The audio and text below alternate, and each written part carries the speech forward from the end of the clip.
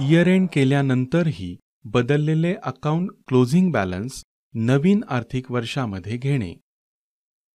Year end केल्यानंतर ऑडिटच्या दृष्टीने मागील वर्षामधील बॅलन्स शीटमध्ये किंवा अकाउंटिंग एंट्रीजमध्ये जसे की रिसीट, पेमेंट, जर्नल व्हाउचरमध्ये जर काही बदल केलेले असतील तर मागील वर्षामधील अकाउंट्सचे क्लोजिंग बॅलन्स पुढील वर्षात ओपनिंग बॅलन्स म्हणून घेता येतात. यासाठी प्रथम सिलेक्ट इयर विंडोमध्ये अल्ट वाय ही की प्रेस करून प्रिव्हियस इयरच्या समोर न्यू इयर बरोबर सेट आहे का ते तपासून घ्या आणि दोन्ही वर्षाचा बॅकअप घ्या. यानंतर मागील वर्षामधील अकाउंटिंगचे क्लोजिंग बॅलन्स पुढील वर्षामध्ये ओपनिंग बॅलन्स म्हणून घेण्यासाठी प्रथम मागील वर्ष ओपन करा. प्रोग्राम ओपन झाल्यानंतर सर्च बॉक्समध्ये 611 नंबर टाईप करा.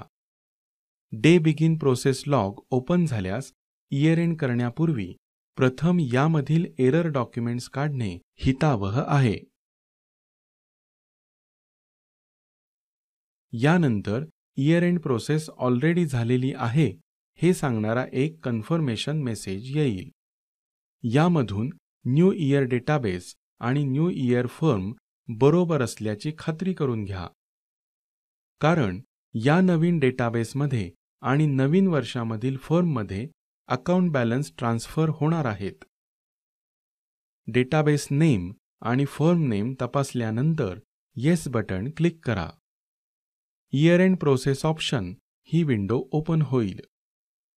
अकाउंटचे क्लोजिंग बॅलन्स नवीन वर्षामध्ये रिअपडेट करण्यासाठी retransfer changed account opening balances to new year firm हा पर्याय सिलेक्ट करा.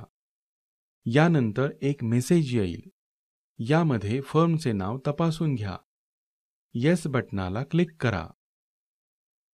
आता अकाउंटचे क्लोजिंग बॅलन्स नवीन वर्षामध्ये ट्रान्सफर होण्याची प्रोसेस सुरू होईल. प्रोसेस कंप्लीट झाल्यानंतर year end process completed successfully हा मेसेज येईल. येथे ओके बटन क्लिक करा.